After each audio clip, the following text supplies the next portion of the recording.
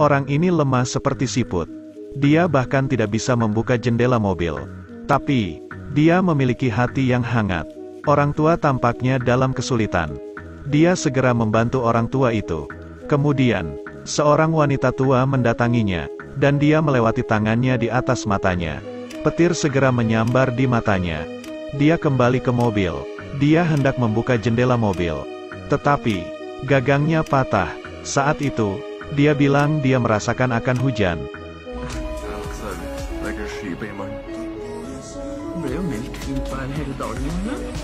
Hasilnya tak lama kemudian.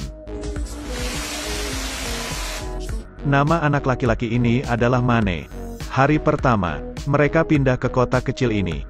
Di kelas, Mane membuat teman baru, yang bernama Isolde. Selama kelas, guru mengajukan pertanyaan kepada Mane. Tetapi, Mane menemukan bahwa miopianya hilang. Dia harus melepas kacamatamu untuk terlihat jelas. Sepulang sekolah, dan Solde menemukan bahwa sepedanya rusak. Mane ingin membantunya. Tapi, Mane hanya perlu menekuknya sedikit, dan akan kembali ke posisi semula. Untuk berterima kasih kepada Mane, dan Sol mengundangnya ke rumahnya. Di malam hari, dan Sol mengajak Mane untuk para layang besok. Mane setuju. Dengan senang hati, keesokan harinya, mereka naik gunung. Tetapi, ketika mereka akan tiba, Mane menerima pesan teks dari Loki. Loki mengatakan bahwa ibunya dalam kondisi kritis dan harus segera pulang. Mane berlari, seolah-olah dia terbang menuruni gunung. Pada saat ini, Peter melaju ke atas gunung. Dia melepas bajunya, menutup matanya, dan bernyanyi serangkaian mantra diam. Ketika dia membuka matanya, pupilnya menjadi kuning. Vidar memanfaatkan momen itu, dan bergegas untuk mengambil seekor rusa liar. Kemudian, mematahkan lehernya, dan mengambil jantung rusa liar, untuk dimakan. Sesampainya di rumah Mane, menemukan bahwa ibunya baik-baik saja. Ternyata ini hanya lelucon. Sehingga Mane marah, dan berlari keluar rumah. Dia melihat paraglider Isolda, perlahan-lahan mendarat, tetapi, dia mendeteksi arah parasut. Ada yang tidak beres. Mane berteriak pada Isolda, untuk tetap berhenti. Tapi, dan Solde terbang lurus ke saluran listrik. Setelah ledakan bunga api, dan Solda jatuh ke tanah. Ketika Mane berlari ke sana, dan Solde tidak lagi bernapas. Saat ini, Vidar muncul, dan Solde sedang para layang menuju saluran tegangan tinggi. Setelah ledakan bunga api, dan Solda jatuh ke tanah, Mane berlari, tetapi, menemukan bahwa Solda tidak lagi bernapas. Dia adalah satu-satunya teman Mane. Di malam hari, Mane dia sedang berjalan di jalan. Dan dia sangat sedih. Dia mengambil palu di depan pintu dan melemparkannya. Dengan sekuat tenaga, tiba-tiba petir menyambar di langit. Setelah itu, listrik di kota juga padam. Keesokan paginya, Vida menemukan bahwa seseorang telah menghancurkan mobilnya. Dia memberikan tagihan klaim kepada ibu Mane. Ketika dia melihat palu di foto, dia segera mengenalinya. Dia pulang dan menghadap Mane. Tetapi, Mane tidak mengerti apa yang dia katakan. Setelah melihat foto itu, menyadari bahwa itu mungkin palu ditembak tadi malam. Tapi, Mane tidak percaya. Jadi, dia memindai peta untuk mengukur jarak dari rumah Mane ke Vidar. Berada lebih dari 1000 meter jauhnya. Dia tidak percaya, ini adalah palu yang dia lempar. Jadi, Mane pergi untuk membeli palu lain. Setelah lemparan ringan, palu itu terbang melintasi cakrawala. Dia berjalan sejauh 500 meter ke depan untuk menemukan dan mengambil palu itu. Rekor dunia tembakan jarak jauh hanya 50 meter. Di pagi hari, polisi datang, laporkan insiden Isolda. Polisi mengatakan bahwa Isolde sedang paralayang ketika dia disambar petir, sehingga polisi menutup kasusnya. Tetapi, pemandangan yang dilihat Mane hari itu berbeda. Dia pergi ke polisi untuk berdiskusi, tetapi Mereka tampaknya tidak keberatan, dan berjalan masuk bersedih. Di pagi hari, saat ini truk melaju. Tiba-tiba, Mane jatuh, dan kehilangan kesadaran. Vidar melihat semuanya, dan berpikir, bahwa Mane pasti tidak akan berhasil. Dia pulang untuk mengambil sebotol anggur, untuk merayakannya. Tetapi, Mane tidak terluka setelah ditikam oleh seekor burung. Tiba-tiba, kaca depan mobil menghentikan mobil, untuk memeriksa gadis itu, mengambil burung itu, dan menemukannya hidup. Tetapi,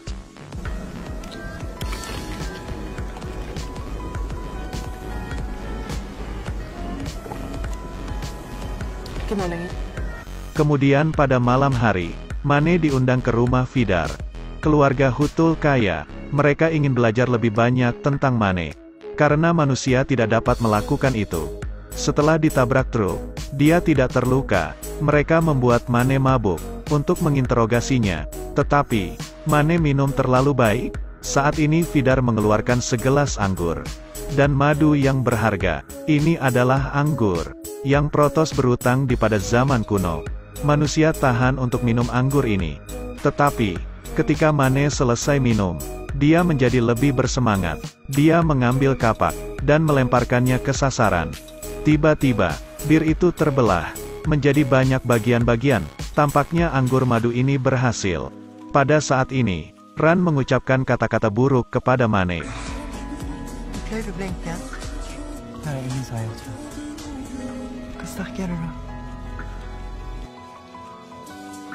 Mereka berdua mulai bermain gulat. Baru saja dimulai, mereka berdua berdiri kesetaraan. Tapi, kemudian Mane saw untuk Ran menjadi tua. Dan dia terkejut. Ran mengambil kesempatan untuk menurunkan lengan Mane. Yang dihasilkan bahwa Ran adalah kepala klan Hutul. Mane berlari ke kamar mandi untuk mencuci muka dan bangun. Ketika dia baru saja mengangkat kepalanya, dia melihat dirinya di cermin. Berubah menjadi tampilan ini. Dia berlari keluar rumah dan pergi ke hutan. Mane menabrak batang pohon yang pukulannya seperti palu. Setiap pukulan dapat mengupas pohon baru. Setelah Mane memberikan pukulan terakhir, pohon itu jatuh ke tanah.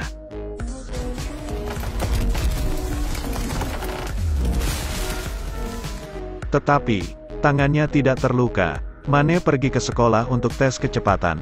Mulai waktu berlari, dengan sekuat tenaga ke garis finish. Jaraknya 100 meter, tetapi, dia hanya membutuhkan waktu 6 detik. 89. Ini pencapaiannya lebih dari setengah lebih cepat dari rekor dunia. Saat Mane merasakan hal baru, saat tubuh dia mengubah keluarga Hutul, memutuskan apakah akan membunuh Mane atau tidak. Vidar membiarkan anjing itu mencium bau pakaian. Pupil mata anjing itu menguning. Lalu, dia berlari menuju target. Dia tidak mendengar serigala melolong. Kemudian, Mane melihat seekor anjing ganas. Dengan mata merah menyala menatapnya. Kemudian, anjing itu terjun ke dalamnya.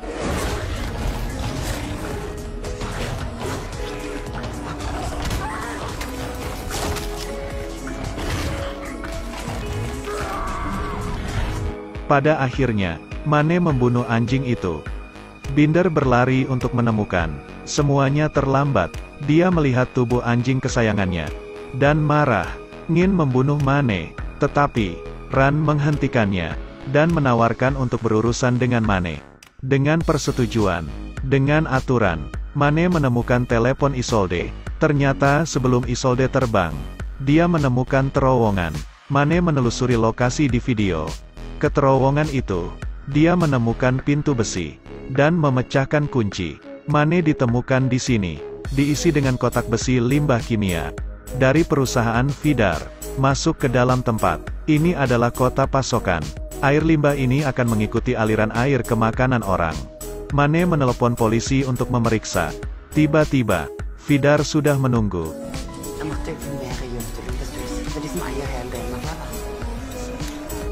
Mereka memasuki gua kosong di depan mereka. Ini membuat polisi curiga, bahwa dia juga membunuh anjing Vida Arantes.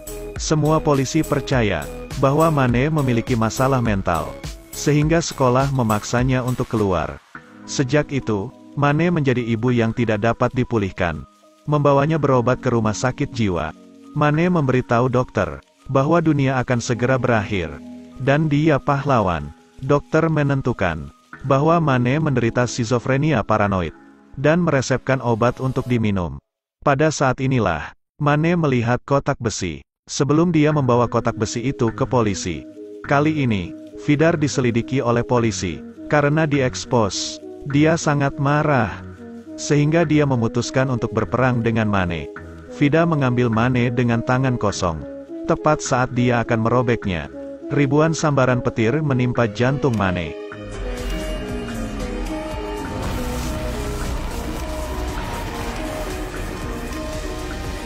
Sambaran petir memisahkan keduanya. Ada satu retak di tanah. Lalu hujan turun. Ketika penjaga pantai tiba, langit cerah. Melihat Mane tidak sadarkan diri, mereka menggunakan stimulator listrik.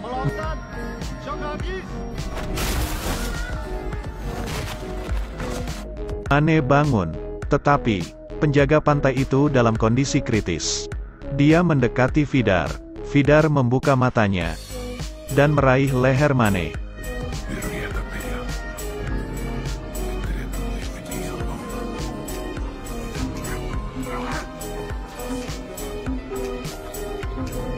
Mane berlari cepat ke atas gunung. Dia bertanya kepada Lang, mengapa dia memilih dirinya sendiri. Sama, elang terbang menuju Mane. Tiba-tiba, pasir dan batu muncul ke permukaan. Pada saat itu, Mane jatuh ke ruang yang aneh. Dan Solda muncul di depan Mane. Dia mengatakan kepadanya untuk memiliki senjata dan teman-teman untuk mengalahkan mereka. Tetapi, ketika Mane mengulurkan tangannya, dan Solda berubah menjadi penyihir, dia terkejut dan menarik tangannya penyihir, memperingatkan Mane untuk tidak datang mencari dia, atau mereka membunuhnya, dan penyihir itu membawa Mane kembali ke dunia nyata. Mane pulang dan memberitahu Loki pada identitasnya sebagai Dewa Guntur. Mane bahkan mematahkan tongkat baseball tepat di depan Loki. Dia pikir dia memiliki darah yang sama dengannya, sehingga dia dapat membantunya, tetapi dia tidak mempercayainya dan mengira Mane sedang bercanda. Mane memikirkan cara lain yang dia temukan, bahwa dia tampak untuk menjadi jauh lebih kuat. Dia hanya mengenakan otot kecil, dan semua peralatan di rumah meledak. Wanita ini ingin minum vodka, tapi dia tidak mau bergerak. Dia memerintahkan Mane berlutut untuk mengambil botol. Mane mengira wanita itu gila, tapi dia selalu memutar matanya, dan Mane dia melakukannya. Apa yang dia katakan, dia juga dengan hormat menawarkan anggur ini. Adalah pasangan pertama. Saksa Mane, dia bisa menggunakan matanya untuk mengendalikan orang. Setelah melihat kekuatan super saksa, Mane juga menunjukkan kekuatannya. Mane membutuhkan senjata.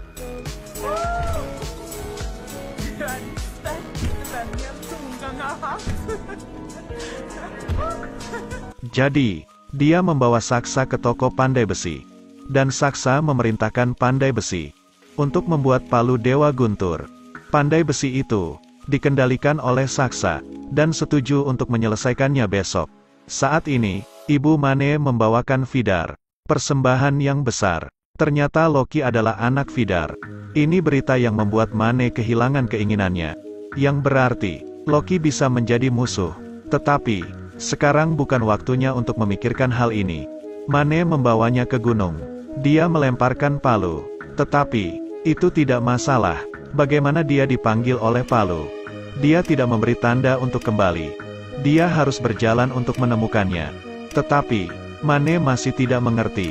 Ketika dia kembali, dia pergi ke penyihir untuk bertanya, mengapa penyihir melihat palu, dan serius.